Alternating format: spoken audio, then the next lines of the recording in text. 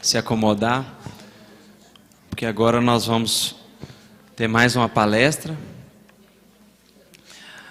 A palestra é com nosso irmão Jorge Elahá, que é natural do Amapá, engenheiro elétrico, iniciou no movimento espírita do Pará em 1980, já não está tão novinho assim, né, Elahá?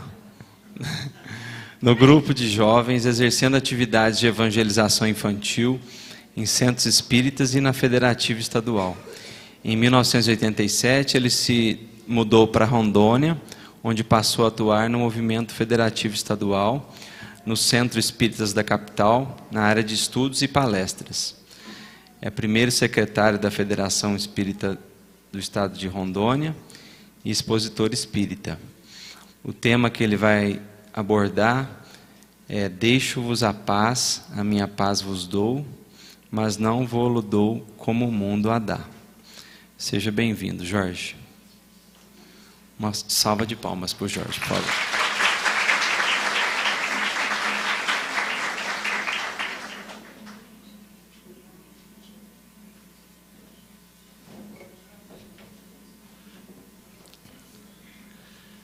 Bom dia, boa tarde para todos nós. É um prazer muito grande poder voltar a São Gotardo e poder participar aqui mais uma vez do nosso MESESG na sua 24ª edição. Muito bom. E hoje, particularmente, a gente tem algumas questões para tratar que falam muito de perto nas nossas vidas, porque nós estamos vivendo dias bastante angustiosos. Os nossos dias não estão sendo fáceis para ninguém. Nós já sabíamos, quando a gente estudava sobre as mensagens que existem dentro do Novo Testamento, sobre o chamado final dos tempos, que no fim dos tempos as coisas iriam ficar ruins, que ia ter muito sofrimento. Desde o sermão profético de Jesus, ele já falava sobre essas confusões todas. Na hora da crucificação, Jesus ainda dizia assim: filhas de Jerusalém, não choreis por mim, chorai antes por vós mesmas e pelos vossos filhos. Depois nós tivemos o Apocalipse, que trouxe uma série de mensagens desse tipo. Então nenhum de nós ignorava que o futuro reservaria alguns conflitos bastante graves. O que a gente não esperava é que fosse desse jeito, né? Hoje a gente tem vivido dias muito difíceis, dias de violência, dias de intolerância, dias de desamor, de muita solidão, dias de muitas angústias. Durante muito tempo, na nossa discussão sobre o futuro e a questão do fim dos tempos, pensava-se muito que o mundo iria passar por terremotos, maremotos, vulcões, furacões, e a gente assistia aquele filme 2012 e ficava imaginando a Terra rachando no meio, aquelas coisas geológicas.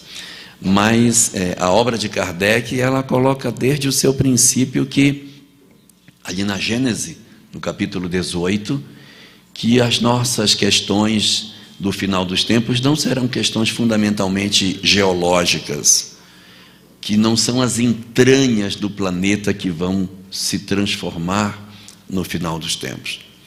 Que o que nós deveremos ter ao final dos tempos são as transformações sociais que vão acontecer. Não é a questão física que se movimenta.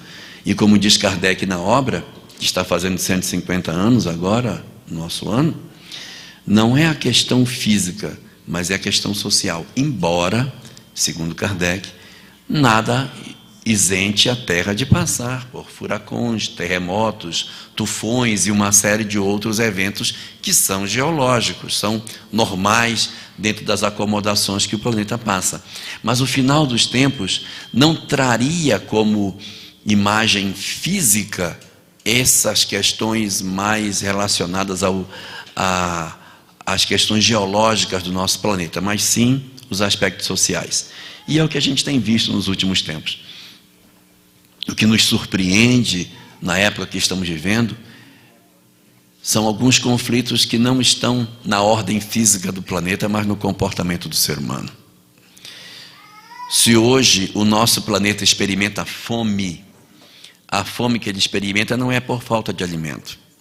Nós já produzimos na Terra mais alimento do que a gente precisa para que todo mundo possa fazer as suas refeições. O que nos falta é dividir essa alimentação. Então, a nossa questão maior é mais de egoísmo do que de escassez de alimentos efetivamente no planeta.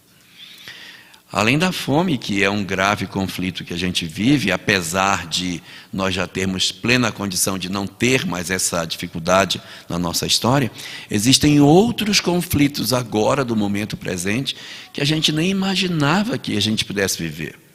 São conflitos de diversas ordens.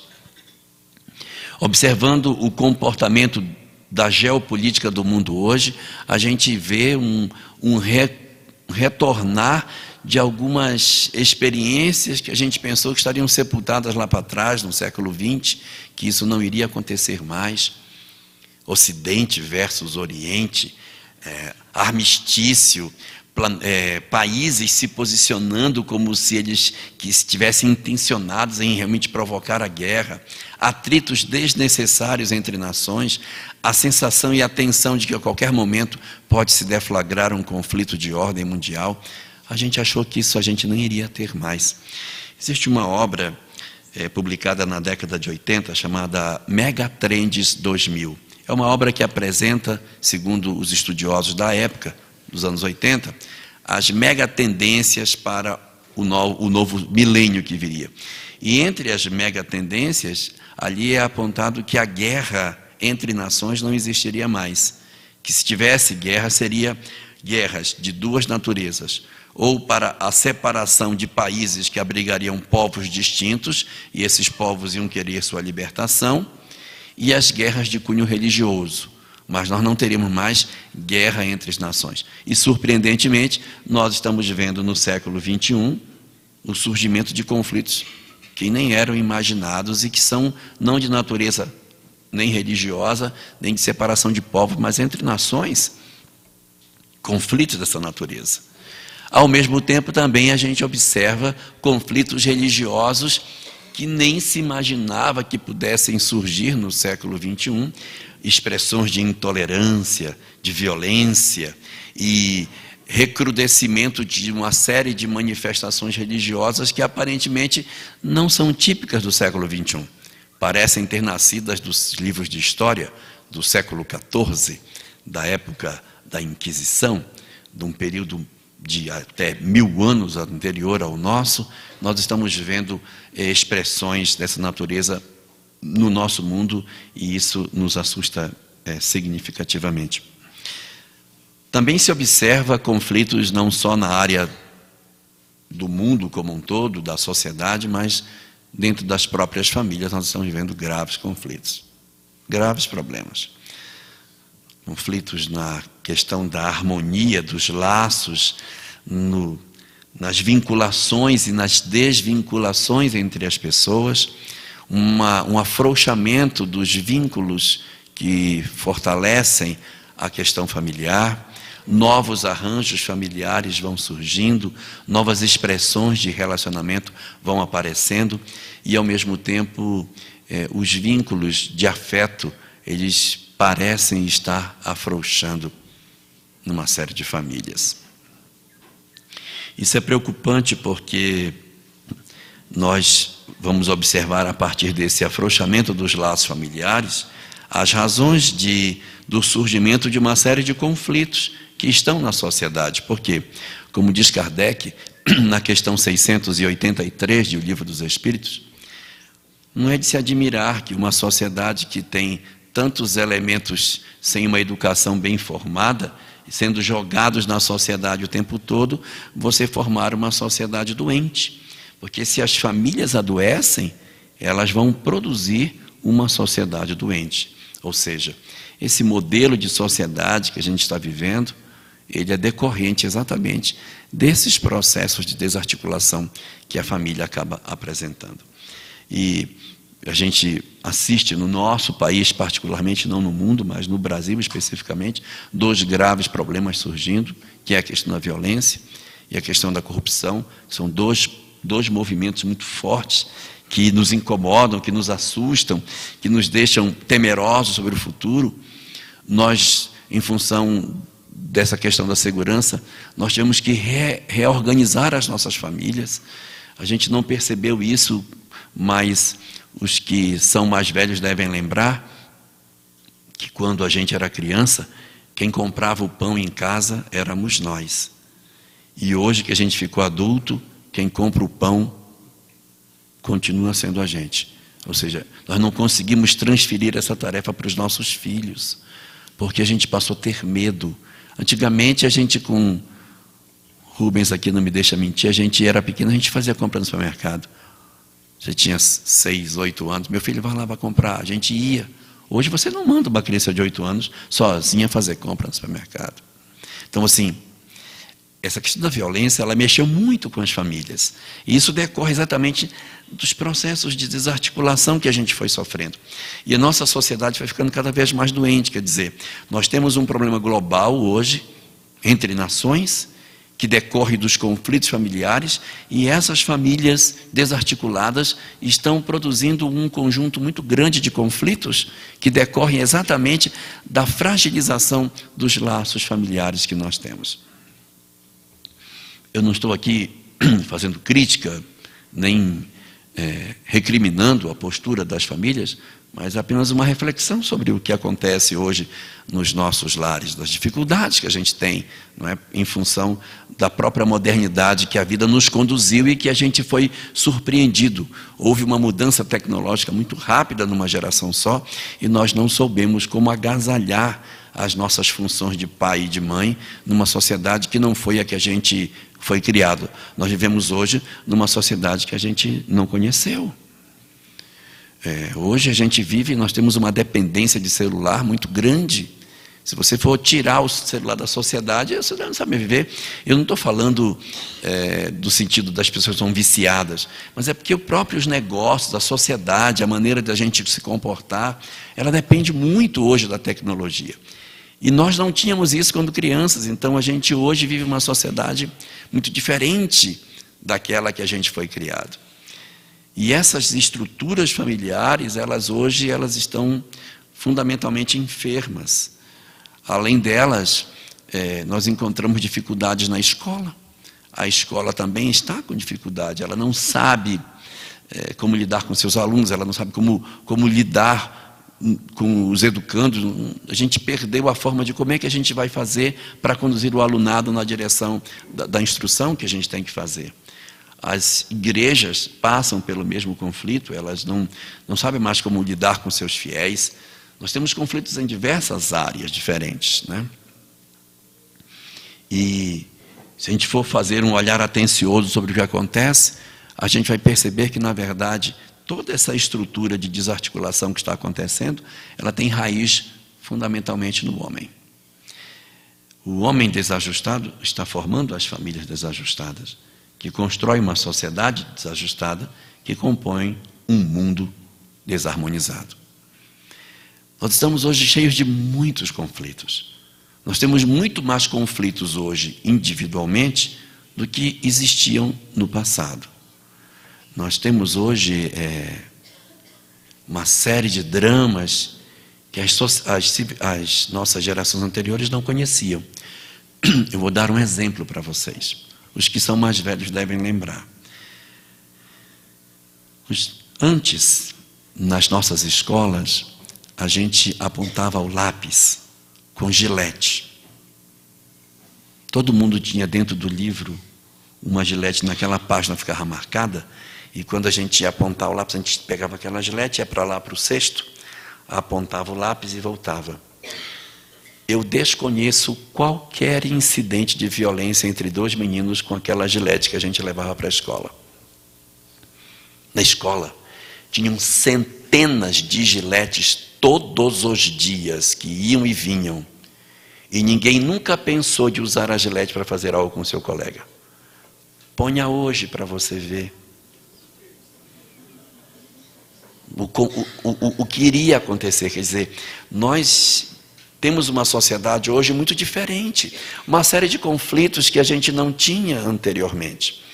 Na Revista Espírita existe uma mensagem que fala que quando se aproximasse o período da chamada transição planetária, haveria tantos conflitos, mas tantos conflitos, tanta insatisfação, que as próprias crianças e os jovens, mas o destaque é para as crianças, perguntariam sobre a razão de suas próprias vidas, e a taxa de suicídio entre crianças cresceria muito. E é interessante que a gente observa que esses fenômenos eles estão acontecendo na nossa sociedade. Nós estamos hoje vivendo uma crise. E o que é uma crise? Qual é o conceito do que é crise? Gramsci, que é um pensador italiano, tem um conceito do que é crise. Crise é o seguinte, é quando o modelo que a gente tem não serve mais, mas o modelo que pode servir para nova sociedade ainda não está pronto. Imagina. O que tem não serve, mas o que vai servir não está pronto, ainda não está maduro. Então, se é uma crise, porque você quer reger um modelo novo com uma sociedade nova com um modelo antigo, então não vai funcionar. Então, isso tudo acaba produzindo em nós a chamada crise. E, segundo aquilo que a obra doutrinária coloca, durante a história da humanidade, a gente vive crises separadamente. Existe crise na indústria, na época da Revolução Industrial, existe a crise na religião, existe crise em segmentos distintos, mas na era da transição planetária, a crise é em todas as áreas ao mesmo tempo. E não precisa a gente ser muito estudioso para perceber que a gente está com crise em todos os lugares. Nós temos crise no mundo, temos crise nas sociedades, nós temos crise na família, crise na escola, crise na religião e crise no homem. Ou seja, todos os segmentos que a gente pudesse pensar, está tudo convulsionado. Nós não precisamos de terremoto, de maremoto, de vulcão, furacão, para fazer com que a gente perceba que nós estamos realmente vivendo um período muito singular da história da humanidade. Nós nunca vivemos um período de tanta convulsão entre os interesses humanos e as discussões de insatisfação do ser humano. Nós vemos um período de insatisfação absurda, em que a gente não se satisfaz com mais nada, a gente quer trocar tudo o tempo todo. Antigamente, as gerações anteriores, elas viviam numa casa 20, 30, 40, 50 anos. Observem que os nossos avós viviam naquelas casas até desencarnar. E depois ficava assombrando a casa. Por quê? Porque vivia tanto tempo, tinha dificuldade de ir embora. A vantagem é que a gente não vai assombrar as nossas casas, porque a gente não sabe mais nem onde mora, porque a gente mora num canto, daí a 5, 10 anos a gente já mudou para outra, vai mudando, compra um apartamento maior, troca, a gente acaba não tendo. Então, a troca acabou sendo uma coisa muito comum na nossa sociedade. Então, a gente troca de tudo. Você tem um celular, o celular está bom, mas eu queria outro. Mas esse não está funcionando, tá, mas já tem 2 anos. E a gente troca, ele está bom, mas a gente troca. A gente troca de carro sem precisar, troca de tudo. Troca de marido, o que tiver, vai trocando. Às vezes não precisa nem trocar, mas vai olhando, então está na hora de já trocar isso aqui, que isso aqui está ficando meio velhinho, vamos trocar. Então, todas essas questões, elas são um indicador de que nós não estamos no momento comum da história da humanidade. Mas o mais importante não é somente aquilo que o cenário sociológico nos apresenta, mas o que a doutrina espírita nos diz sobre tudo isso, por que isso acontece, qual é a justificativa que a doutrina espírita nos concede para que a gente entenda o que está acontecendo. Segundo aquilo que Allan Kardec coloca no livro A Gênese, capítulo 18, nós estamos vendo um período que é o período da chamada transição planetária. E nesse período, o que ocorre espiritualmente no planeta? Ocorre uma inversão do processo de fluxo migratório dos espíritos. Nos períodos anteriores, que não são o da migração planetária, o que ocorre é A humanidade tem uma população basicamente estável, aquela população é aquela ali, e vez por outra, um que se transforma, que fica uma alma evoluída, sai do planeta. Então nós vamos fazendo migrações para fora dos bons. Os bons saem e os maus permanecem. Esse é o modelo que acontece na história da humanidade nas situações de regime. As migrações são individuais e saem os bons. Quando chega na hora da transição planetária, inverte completamente essa lógica. Os bons não saem, os bons voltam para colaborar. Os maus permanecem, mas vai acontecer uma mudança na qualidade dos espíritos que encarnam. O que vai acontecer no período de transição é que espíritos que não estavam com a concessão de encarne muito frequente, é franqueado a eles o encarne na Terra. Essas entidades, elas precisam vir, e elas estão vindo em tempos muito espaçados. Eu vou fazer uma comparação para a gente entender o que eu quero dizer. Esses espíritos, eles vinham à Terra igual visita de sogra. Então, assim, vem uma vez por ano para passar uma semana, porque você só suporta uma, então é uma só. Então você se prepara, ai meu Deus, está chegando, está chegando. Aí vem, passa uma semana. Claro que tem sogras maravilhosas, mas tem algumas. Aí vem. Quando vem, meu Deus, ainda é quarta-feira, meu Deus, não chega o final de semana. Aí até que aquela pessoa vai embora, aí as coisas se acomodam. Aí no ano que vem você vai ter. Então você vai ter um ano para se preparar para uma nova vinda. Então os espíritos, eles ficavam vindo dessa forma. Eles demoravam muito para vir à Terra. E aí você tinha tempo para se preparar. A Terra tinha tempo para recepcionar esses espíritos que vinham. Quando chega na transição, comparando com esse modelo, a sogra veio morar conosco. Essa é a diferença. Então, assim, ela já não vem mais em visita, ela se mudou para casa. E assim, ela mudou ela, mudou o marido, veio o cunhado, veio todo mundo, não veio só ela. Então, no período de transição planetária, os espíritos que estão no mundo espiritual e que possuem um encarne muito demorado entre duas encarnações sucessivas, eles vêm todos. É por isso que a gente percebeu uma transformação muito grande na Terra nesses últimos anos. A literatura espírita fala de uma data, não uma data específica, mas um período. Diz que eles começaram a reencarnar a partir da segunda metade do século XX. Antes na primeira metade do século XX, você tinha uma realidade social. Observemos nós que naquele período da primeira metade do século XX, o mundo era mais estável, os valores não eram questionados.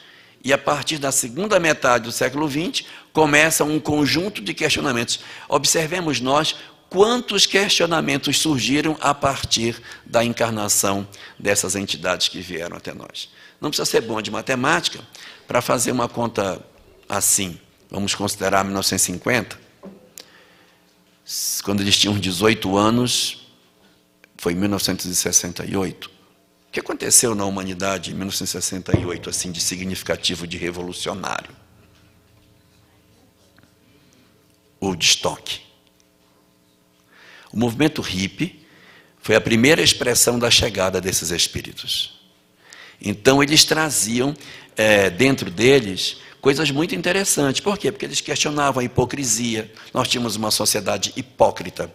Nós tínhamos uma sociedade cheia de máscaras. Então, eles vieram para tirar essas máscaras.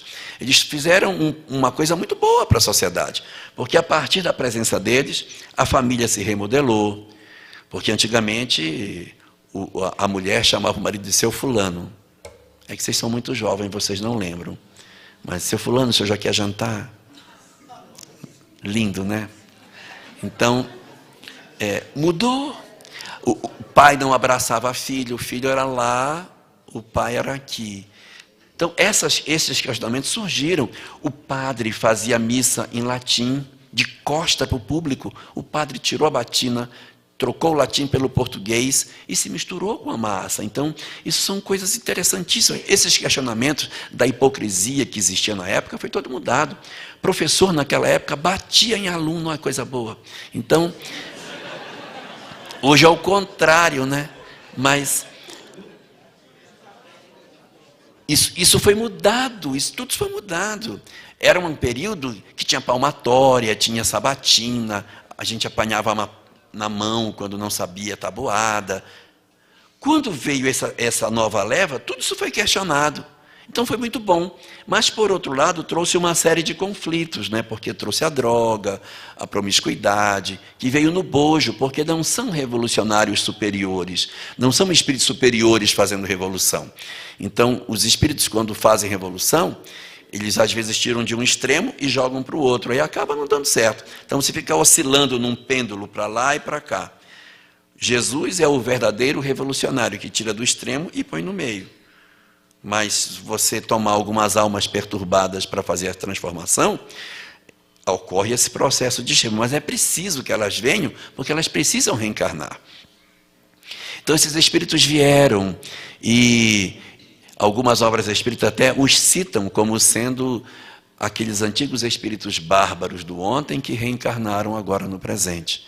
Aquele período dos ostrogodos, visigodos, os vândalos, os hunos, que faziam aquelas barbáries, saqueavam as cidades, não plantavam, não colhiam, gostavam de ver nas costas dos outros, só roubavam, não tinham interesse pelo trabalho. Muito parecido com alguns modelos de algumas pessoas hoje funcionando, né? Então, tem até hoje um conceito que o pessoal fala, a geração nem-nem. Não é neném, é nem-nem, que é nem estuda e nem trabalha. E agora tem a nem, que é nem estuda, nem trabalha e nem está procurando emprego também. Não, é verdade. Se vocês colocarem no Google, vocês vão ver geração nem, geração nem. Tem. Então fala-se muito hoje da chamada geração canguru, que ficou adulto e fica dentro da bolsa dos pais, não sai de casa de jeito nenhum. Então, existe uma série de comportamentos hoje que estão acontecendo na sociedade. Não que os filhos que permanecem com os pais sejam evidentemente os bárbaros reencarnados.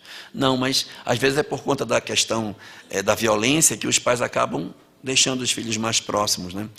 Mas esses chamados bárbaros reencarnados acabam produzindo uma sensação de insegurança na sociedade muito grande.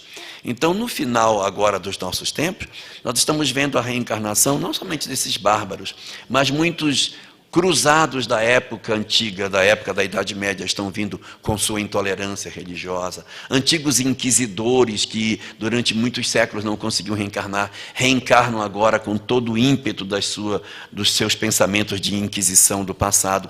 Então, a doutrina espírita ela vem nos esclarecer o que está acontecendo. São espíritos com o psiquismo da Idade Média reencarnando hoje. Então, para eles é muito natural você ser intolerante religiosamente.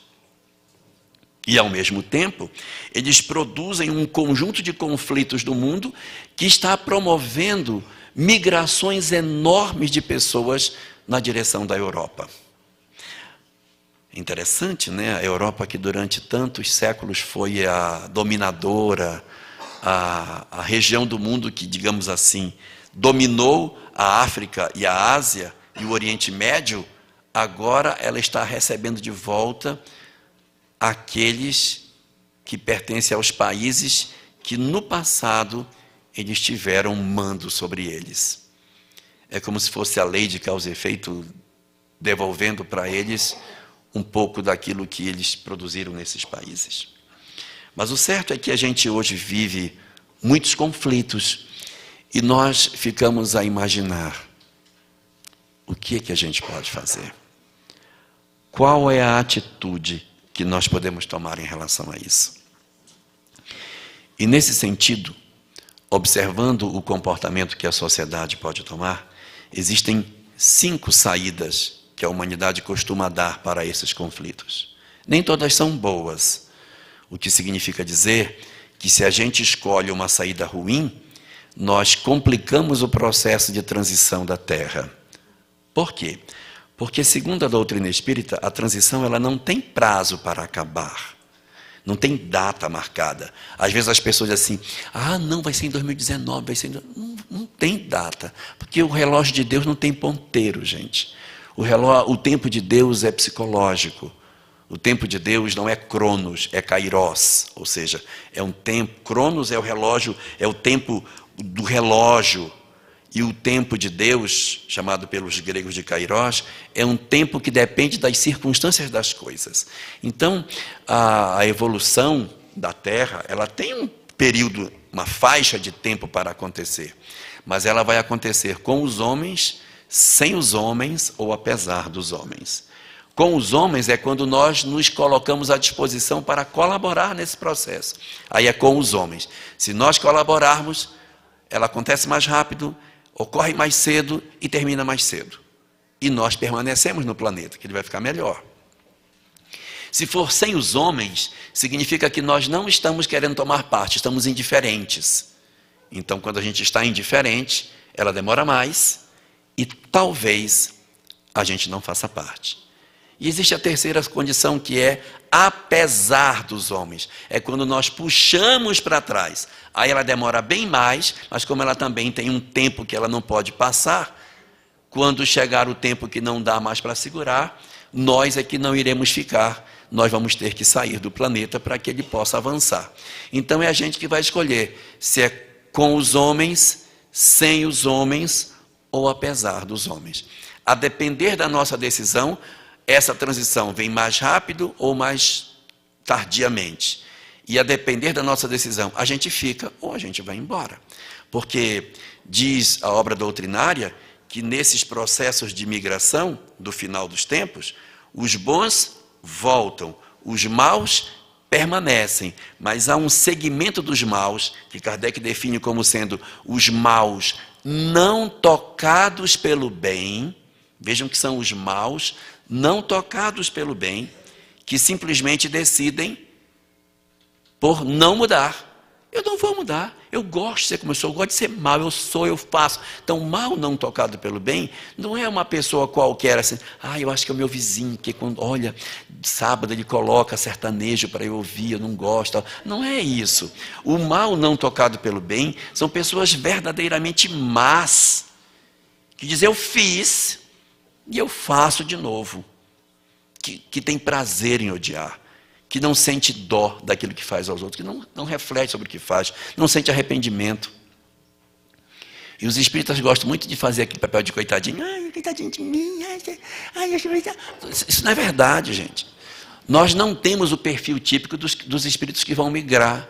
A gente pode até ir, mas vai um bocado de gente na frente. Porque os que vão são os maus não tocados pelo bem. Não me parece que os espíritas sejam os maus não tocados pelo bem. Nós podemos até ser os maus, mas somos os maus tocados pelo bem. Porque a gente se arrepende, se lamenta, quer mudar. Isso já é um sinal. Porque regeneração não é, na verdade, um mundo maravilhoso. Regeneração é um mundo que está em regeneração. As pessoas estão se regenerando. Não é um local de almas sublimadas, mas é um local onde as almas querem acertar. Essa é a grande diferença. Mas, nesse cenário, se vem mais tardiamente ou não vem, há 5 formas diferentes de nós nos comportarmos. E a gente precisa saber em qual desses grupos é que a gente se encontra. Uma das reações mais imediatas que existem, é a primeira de todas elas, são aquelas pessoas que, quando assistem o noticiário e veem o que está acontecendo, dizem assim, isso é um absurdo, tem que matar tudinho, tem que matar. Como se matando as pessoas fosse resolver. Ora, se o espírito está vindo para um processo de melhoria espiritual, eu digo, rapaz, termina, tu joga uma bomba, mata tudo, resolve. Não vai resolver, porque eles vão ter que voltar. O que você fez? Você empurrou para frente a depuração dessas almas. Eles precisam de um tempo. Mas eles vão me perturbar. Mas você está na faixa evolutiva deles. Mas quem mandou você não ter evoluído também? Não é? Porque a gente podia ter evoluído, não está merecendo mais isso. Só que a gente não mudou, ficou numa condição espiritual que merece encarnar junto com eles e está reclamando. Mas você se misturou. Quem se junta com os porcos, farelos come. Então, não quer, melhore. Só que agora não dá mais, agora a gente já está encarnado. Então, nós estamos numa faixa evolutiva que comporta conviver com essas almas violentas, comporta viver com essas almas desequilibradas. Por quê? Porque na faixa das experiências que a gente poderia ter, essa é uma experiência razoável. E a gente querer achar que exterminando essas pessoas a Terra vai melhorar, é um engano do ponto de vista do Espiritismo. Por quê? Porque esses espíritos, não completou o processo, vai ter que mandar esse pessoal todo de novo. Então, avança. Aí a gente está atrapalhando. Nós estamos na condição de apesar dos homens.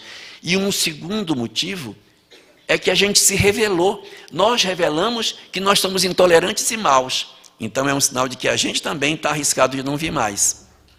Porque nós estamos mostrando que nós não sabemos conviver com os nossos desiguais. A gente só quer viver com quem gosta de nós.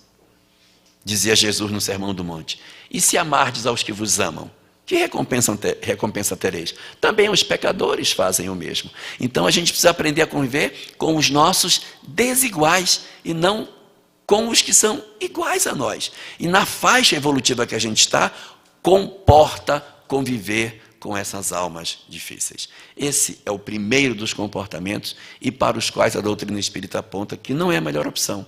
Retarda a evolução do planeta e nos revela como sendo espíritos perturbados.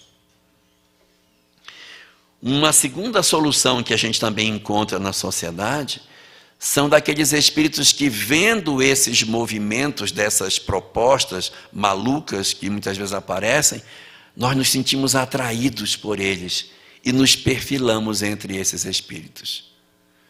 Aparecem umas teorias malucas aí, e a gente diz: olha, eu vou largar a minha família e vou embora para lá. Eu também quero ser um deles. E quando você se afiniza, não necessariamente quer dizer que você é um desses espíritos que veio reencarnado na condição de bárbaro, de violento.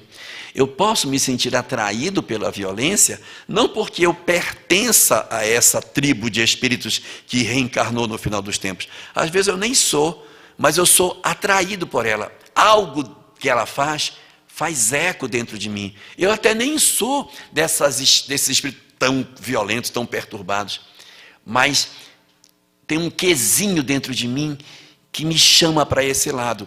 E por esse motivo, como se fosse um ímã, esses movimentos eles servem para separar os bons dos maus.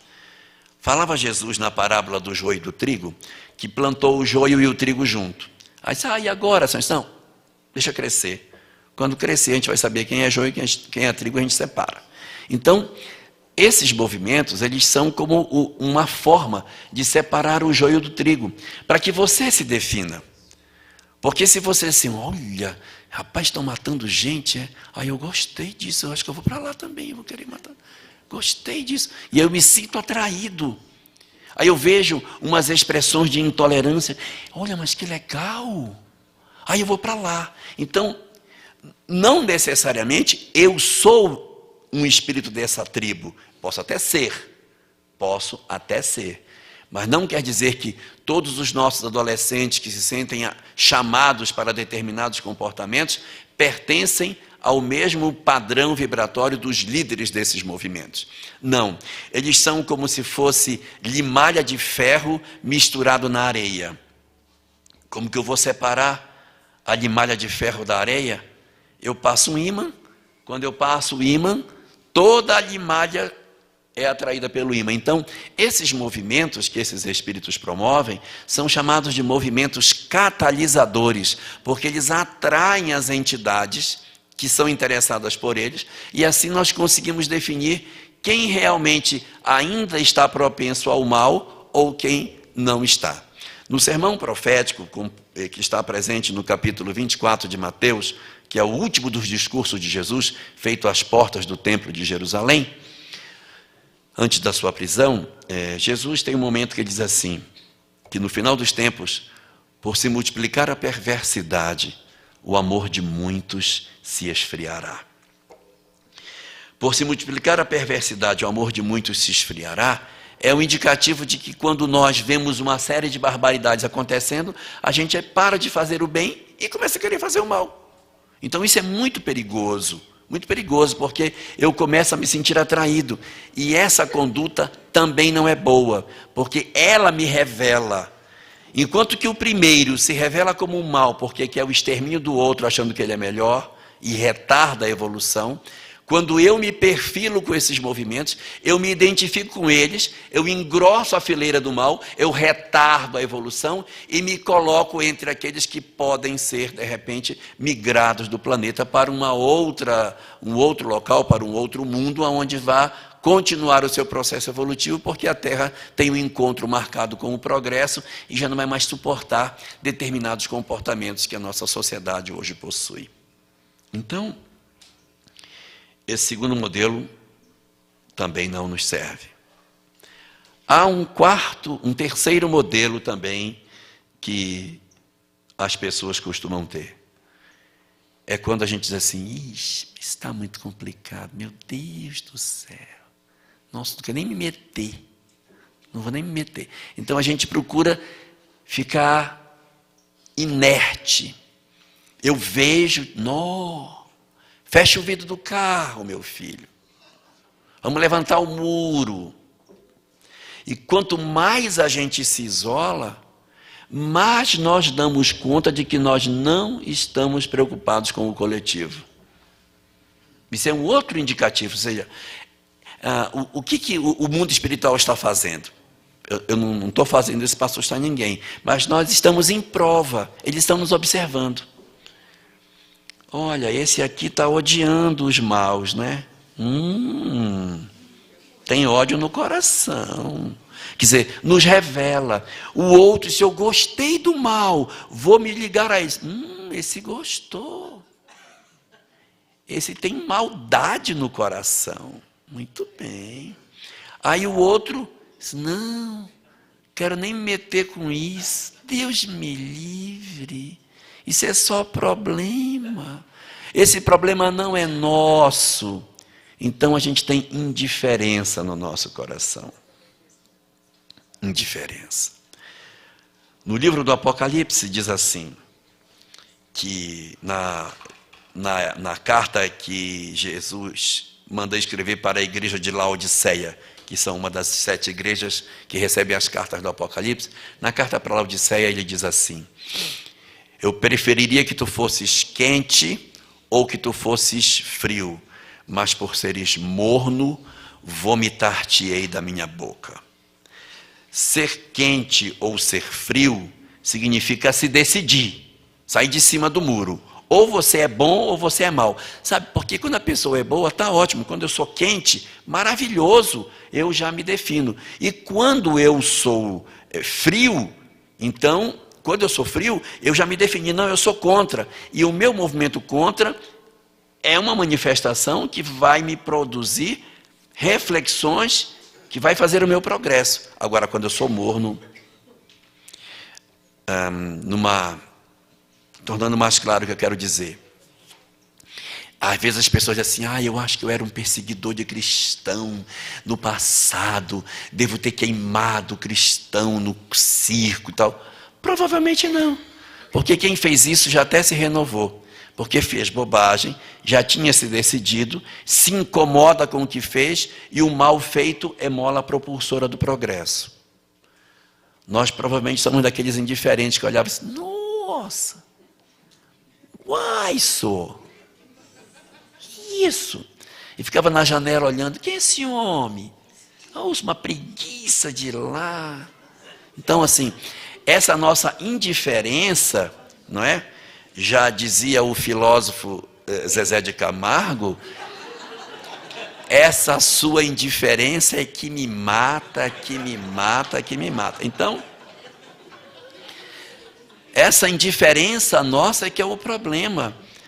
A gente não se decide nas coisas, a gente fica indiferente, as coisas estão acontecendo, o pau está quebrando e você está quieto. Então, isso é um problema. Isso é um problema. Nós precisamos sair da nossa indiferença. Esses seriam assim.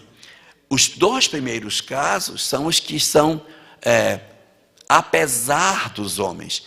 Esse é que é sem os homens. Assim, a transição vai se dar com os homens, sem os homens ou apesar dos homens. Apesar dos homens é quando eu odeio o mal ou quando eu me perfilo com o mal. Sem os homens é quando eu fico nessa indiferença. Uma modorra, meu Deus, uma preguiça. Ah, não. Ixi. Aí tem um pessoal ainda que diz assim. Pega uma frase de Jesus, Deus abençoe.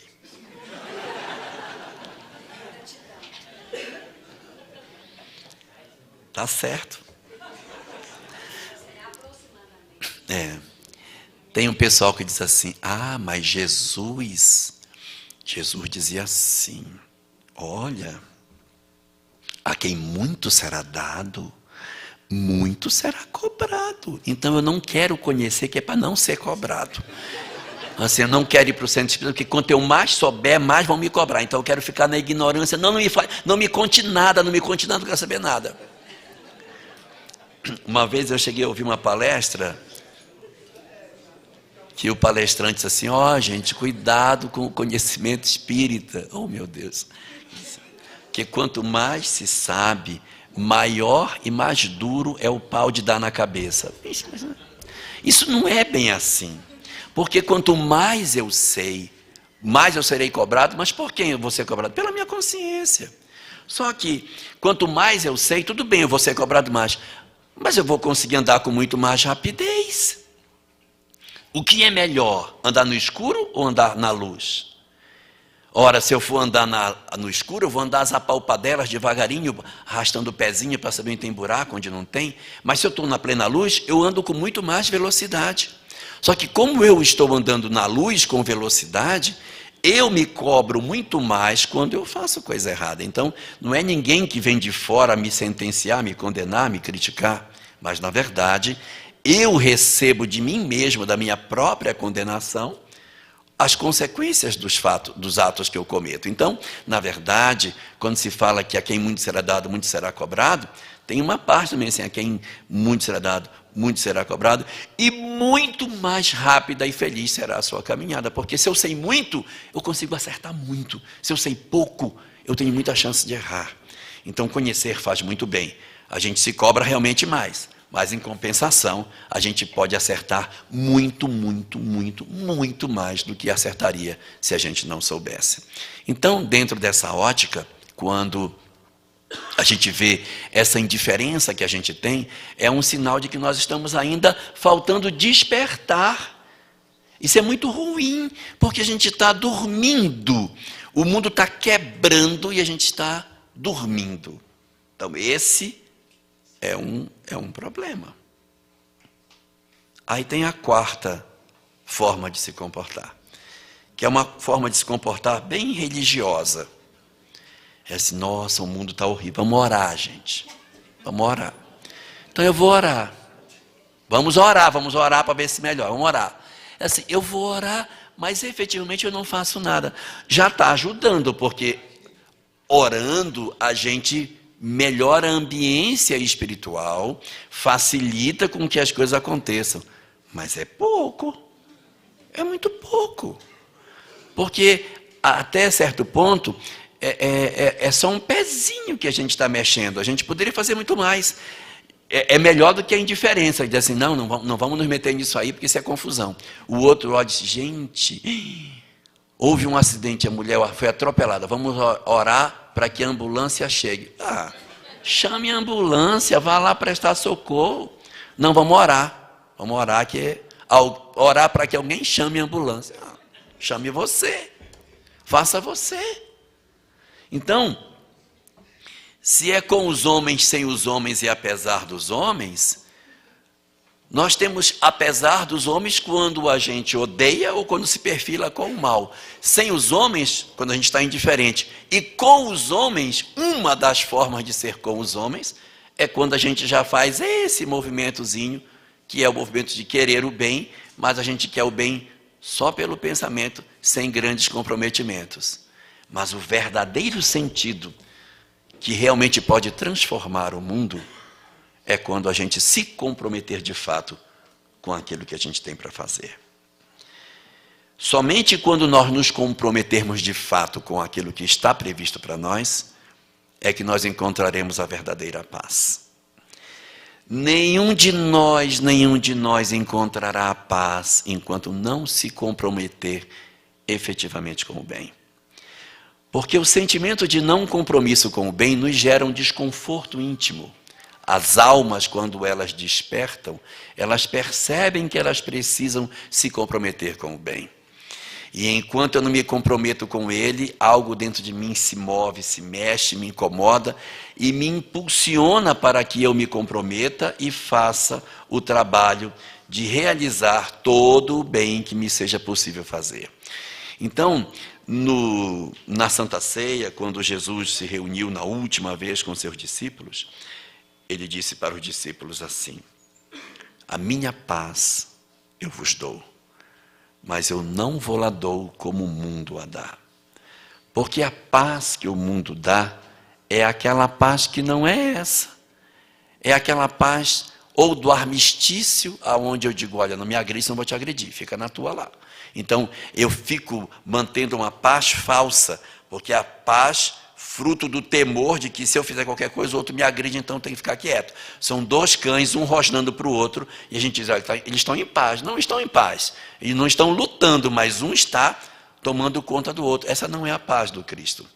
Assim como a paz do Cristo não é a paz da inércia, de eu ficar sentado, assistindo as coisas acontecendo. Nossa, que será isso?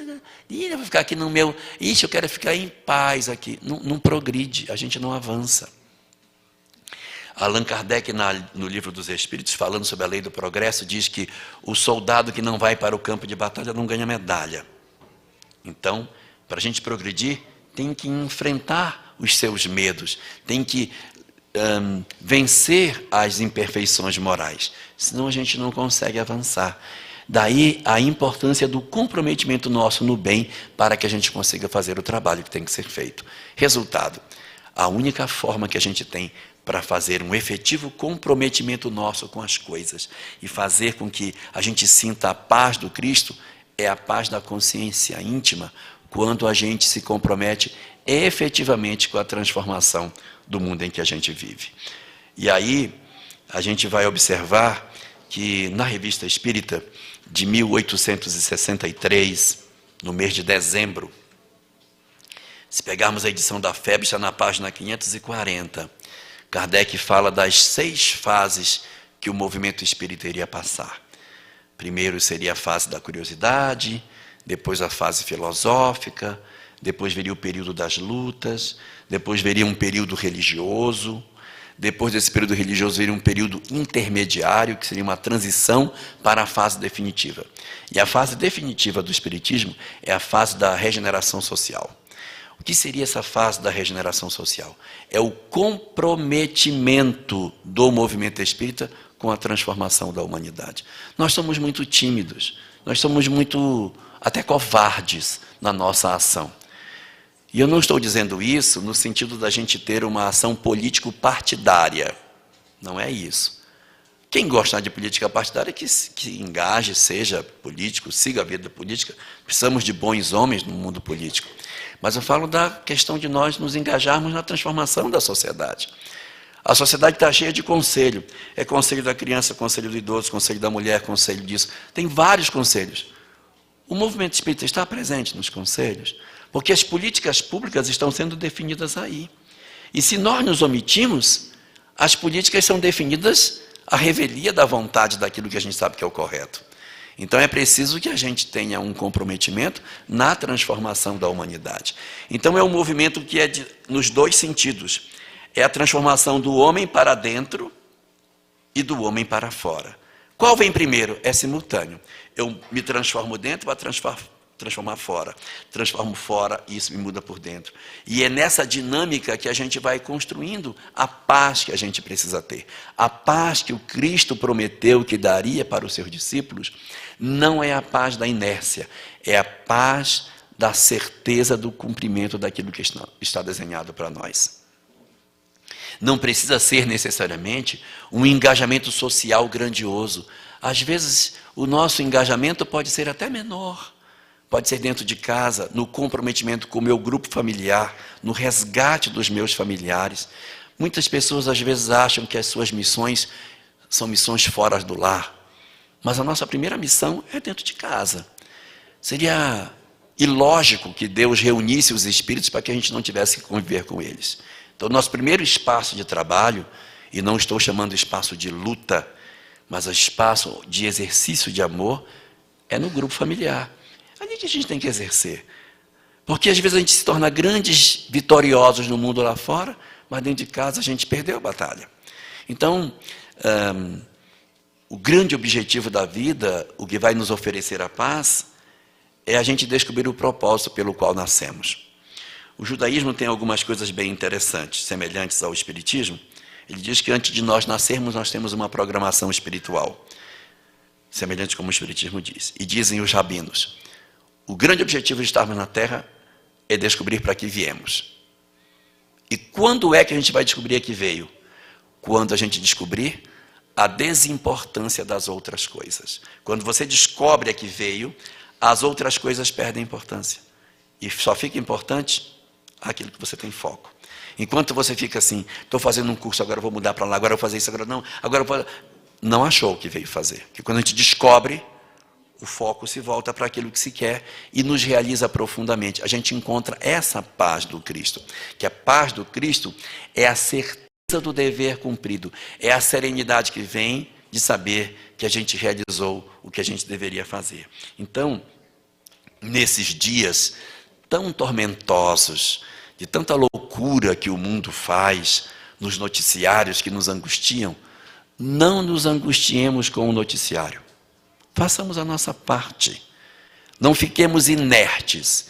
Não fiquemos assistindo a televisão dizendo, tem que matar esse pessoal todinho. Não vai adiantar. Nem dizer, olha, eu acho que eu vou me juntar a eles. Nem a nossa indiferença. Nem o simplesmente, vamos orar. Mas que a gente se comprometa numa mudança interior de tentar conviver com os desiguais. É quando eu aceitar que eu tenho que conviver com os outros que a gente vai resolver. Se a Europa fechar as portas para o processo migratório dos que estão indo, vai empurrar a migração, vai empurrar a transição para frente. Nós temos que encontrar soluções. Nós criamos os problemas, nós vamos ter que encontrar as soluções. Se nós não encontrarmos a solução, nós continuaremos vivendo em sociedades perturbadas. Nós só vamos sair do nosso processo de perturbação espiritual quando nós efetivamente soubermos conviver com os que são diferentes de nós. Você é diferente de mim, e daí? Nós somos diferentes, mas nós vamos conviver, nós vamos aprender a nos respeitar e nos amar. Enquanto a gente tiver essa distância, nós vamos viver numa sociedade extremamente conflituada, cheio de muitas convulsões internas e com muita dificuldade para que a gente consiga sair dos nossos conflitos. Não existe, mas não existe mesmo, solução para os problemas da humanidade que não passe pelo amor. Qualquer solução que a gente queira tomar para resolver o problema do mundo tem que passar pelo amor. Isso Jesus já dizia, o que devo fazer para alcançar a vida eterna? É amar a Deus, amar ao próximo e amar a si mesmo. É amar, amar e amar. Como já dizia a Amelinha, somente para amar, só para amar. Então, é só para amar. A gente é que fica se perdendo num monte de coisa. Se a gente focar nisso, nós conseguiremos caminhar. O nosso grave conflito é que a gente cria uma série de técnicas e esquece que nenhuma técnica é superior ao amor nas nossas vidas. Então, se a gente procura hoje a paz no nosso mundo, não pensemos que a paz do Cristo é a paz da nossa inatividade. Façamos um compromisso de mudança, um compromisso de nós procurarmos as relações familiares que estão em nosso redor e façamos tudo o que a gente puder, tomando por modelo Jesus, modelo e guia da humanidade. Na véspera da sua desencarnação, sabendo que no dia seguinte seria preso, seria ser viciado, depois iria ser crucificado, teria todo tipo de barbárie que ele ia passar. Na véspera, reúne os amigos, dá um jantar, conversa, como se nada fosse acontecer. Tenhamos a serenidade, mas não deixemos de plantar o bem para onde nós estivermos, para que a gente possa dizer, ao final da nossa jornada, que nós alcançamos a paz dentro dos nossos corações, porque aprendemos a servir e a nos comprometermos cada vez mais com a sociedade em que vivemos. O nosso momento na Terra é esse. Esse é um momento singular para todos nós. Aproveitemos a oportunidade que Deus nos está dando e vivamos o amor em plenitude, não pela metade, mas nos entreguemos ao processo do amor. Observemos em casa quem falta amar e ame sem reserva. Entregue-se ao processo de amar. Se você tem um parente difícil, renuncie ao seu orgulho, procure passar por cima disso e se una com as pessoas que Deus lhe deu e faça da sua vida uma coisa melhor. Não carregue peso. Não carregue cruz sobre as costas que a gente não precisa. Quando a gente perdoa, a gente tira um peso enorme e alcança uma paz indescritível. Mas para isso tem que ter um movimento de saída. Então, façamos o nosso movimento de comprometimento com a vida, de comprometimento com o outro, de comprometimento com a sociedade em que a gente vive, para que faça sentido o investimento que Deus tem feito em nós nesse período de transição. Um sucesso, muita paz para todos nós. E que Deus nos abençoe. Muito obrigado, gente.